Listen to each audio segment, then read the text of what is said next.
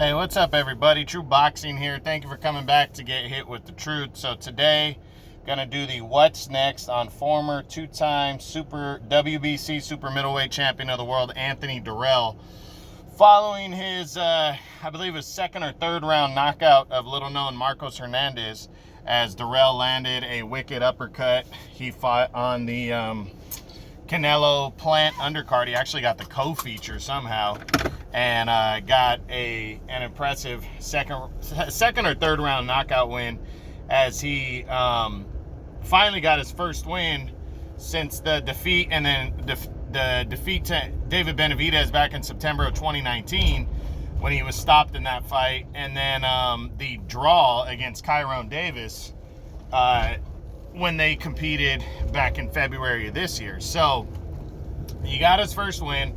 After the fight, he said he's got to get a big fight like Canelo because he can't do this very much longer. He's 37 years old, but it's funny with Dirrell because he says that, but then he doesn't want to fight anybody big unless he can get either a hand-fed opponent to become a world champion again, or a major fight like Canelo Alvarez. He's doing much what Charlo's doing, except just a little different because Charlo's an undefeated champion, so he's making it look like he's selling himself a little bit better. And the sad part about it is Dirrell's a really good fighter. I believe he's a very good fighter. I don't think he's on Canelo's level, but I think he's a very good fighter. And, you know, if he worked himself for a year to get into title contention, you never know. Maybe he could get a Canelo fight, but that's the deal. He doesn't want to work that hard because he doesn't want to take that risk. He just wants to be handed a Canelo fight, something he absolutely doesn't deserve, but you never know. So let's run through the top 10 real quick and see what's next for the former two-time super middleweight champion of the world, Anthony Dirrell, following that victory that he had on November 6th on Showtime pay-per-view. So we kick it off with number one, Canelo Alvarez, and we'll get more into this when we do the Canelo what's next, because that's a big one. You know, a lot of people definitely look forward to that one because, you know, we got to see what Canelo's going to do following his win over Caleb Plant. But is Anthony Dirrell an option? And I really don't see him as being an option for Canelo. I know Canelo considered him in December of last year for his opponent because he was trying to get somebody signed on dotted line. But the problem with Dirrell is, what's the upside for Canelo fighting Dirrell, who's not at the top of the division anymore, and he doesn't hold a world title? He's not a mandatory challenger of any sort, and his name is below some of the guys that people want to see him fight. So he really doesn't bring much to the table. He's 37 years old. He's a former two-time champ. It's a nice name to get on his resume, but it really wouldn't make sense for Canelo. So I wouldn't completely rule it out as an opponent, but I highly doubt that fight takes place. Let me just say that. So I'm going to say no. Okay, number two is a rematch with former two-time champion, undefeated David Benavidez. Now, I do think this fight is possible, but Dirrell would have to want it. I don't think Benavidez wants to fight Dirrell again because he's a number one contender. But if for some reason Canelo vacates his belt because he decides to move up in weight, or he decides to fight Triple G for a third time, or whatever, or Charlo, something of that sorts, I definitely could see Benavidez and Dirrell fighting again in a rematch for either the vacant WBC title or the interim title to basically mandate the next fight with Canelo. And he might have to go through Benavidez to do that. That's just realistic. And it keeps him, you know, they both are with the PBC, so it's an easy fight to make. And to be honest, he didn't do that bad against Benavidez the last time they fought. And one upside, in my opinion, is Benavidez is looking less and less like the big power puncher he once was, and I think it's because the weight is depleting him. So Dirrell, his boxing ability, the very best Anthony Dirrell, I think, can compete with Benavidez. I don't think he can beat Benavidez, but I think he can compete with him, and you never know what can happen then. And Dirrell has that sneaky power, so you never know, but I do think this very much so could happen next for Anthony Dirrell, is him and Benavidez. And like I said, I believe the winner would get Canelo if that fight were to take place. So number 3 is, I still got Daniel Jacobs at number 3. I'd like to see him and Dirrell.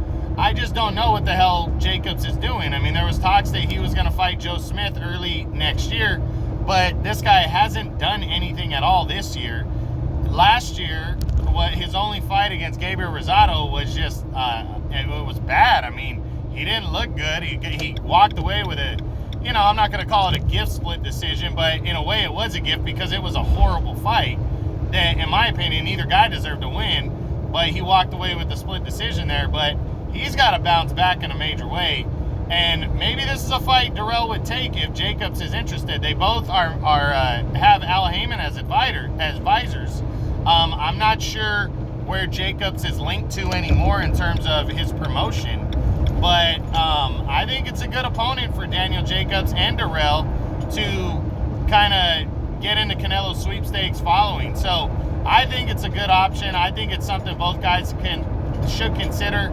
I'm on the less likely that it's going to happen, but you never know. So number 4 is Billy Joe Saunders. I'm not seeing this one. I think Saunders, if he comes back, it's going to be either a tune-up opponent or he's going to take on somebody with like Matchroom and possibly even Chris Eubank Jr. He'll get a big fight with him, something like that. But I don't think they're going to cross the street and make this fight happen after Saunders is coming back off that knockout loss anyway. So I doubt it. Number 5 is Caleb Plant. It's an easy fight to make, but I don't think Anthony Dirrell wants anything to do with Caleb Plant.